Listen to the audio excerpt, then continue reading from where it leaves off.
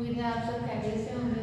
तो हम पढ़े शायरों के लतीफ़े, इसकी एक्सरसाइज हमने कर ली है। अब हम इसका बुक वर्क कर लेंगे जितनी जो हमारी रह गई है। इसमें हमारे पास सबसे पहले आ जाते हैं अल्फाज मुतज़ाद। आपको पता है अल्फाज मुतज़ाद वो अल्फाज होते हैं जो एक दूसरे के मुखालिफ इस्तेमाल होते हैं, जैसे दिन रात, यानी एक दूसरे की जिद पे इस्तेमाल हो, उनको हम कहते हैं अल्फाज मुतज़ाद। तो हमारे यहाँ पे कौन सा पहला आ जाता है कमाल, जिसका ऑपोजिट वर्ड क्या होगा, जिसका मुतज़ाद लफ्ज़ होगा ज़वाल। आगे आ जाता है गर्मी, जिसका मुतज़ाद है सर्दी।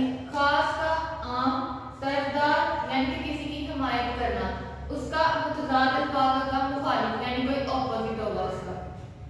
आगे आ जाता है मतला। मतला आपको पता है गजल के पहले शेर को कहा जाता है, उसका ऑपोजिट मुतज़ाद है मक्ता, यानी कि शेर का आखिरी जो शेर होता है, गजल का आखिरी शेर, उसको हम मक्ता कहते हैं, जिसमें शायर अपना तखल्लुस इस्तेमाल करता है। आगे आ जाता है बेरोजगारी, जिसका मुतज़ाद है रोजगार। आगे हमारे पास आ जाते हैं वाह जमा। आपको पता है वो इसम जो किसी एक जो है चीज के लिए इस्तेमाल किया जाए उसको हम वाह कहते हैं, और जो ज्यादा चीजों के लिए इस्तेमाल किया जाए उसको हम जमा कहते हैं। सबसे पहले आ जाता है कमाल, जिसकी जमा होगी कमालात। मुशायरा मुशायरे, शख्स अशखास, जब ज्यादा शख्स की बात की जाएगी तो वहां पे हम अशखास का इस्तेमाल करेंगे। आगे आ जाता है शेर, जिसका जमा होगा अशार। इसको हमें शेरों नहीं लिखना बल्कि अशार जो है वो लिखेंगे। आगे आ जाता है बेगम, जिसकी जमा है बेगमात। खादम, जिसकी है दाम।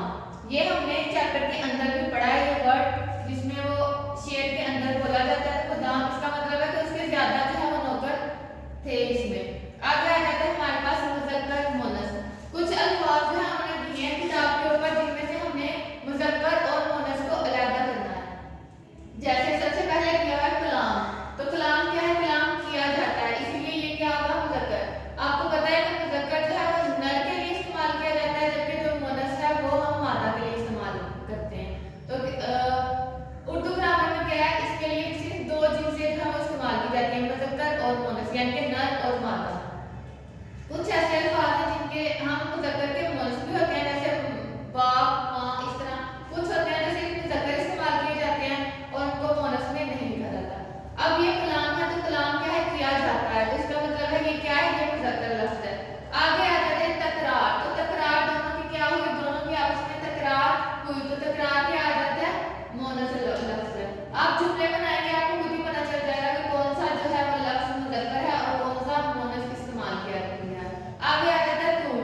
तो हमने क्या पढ़ा, उन दोनों की तकरार हुई, तो दोनों तकरार में तूल खींचा, खींचा यानी कि मुज़क्कर इस्तेमाल हुआ है। आगे आ जाता है आह जो है वो दिल से निकलती है, निकलती है तो मतलब क्या ये है, मुअन्नस। आगे आ जाता है क़यामत, तो क्या है, क़यामत आएगी, गी, तो यहाँ से क्या हो गया, हमें पता चल गया कि ये क्या है, मुअन्नस है। आगे आ जाते हैं शोर। तो गली में बहुत शोर आ रहा है या हो रहा है, तो ये क्या आ जाएगा, मुज़क्कर।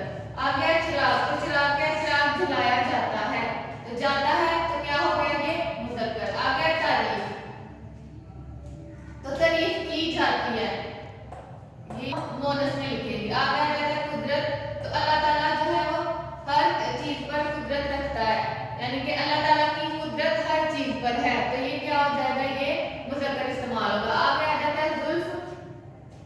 ये भी हमारे पास मुअन्नस में इस्तेमाल होगा। आगे मिसरा, मिसरा पढ़ा जाता है तो वो मुज़क्कर में इस्तेमाल होगा। आगे मिजाज, इसी तरह से आपने ये सारे जो है वो लिख लेने हैं। मिजाज मुज़क्कर होगा। तस्बीह पढ़ी जाती है तो वो क्या होगी, मुअन्नस में लिखी जाएगी। शिकायत की जाती है तो वो भी हम लिख लेंगे मुअन्नस में। अब ये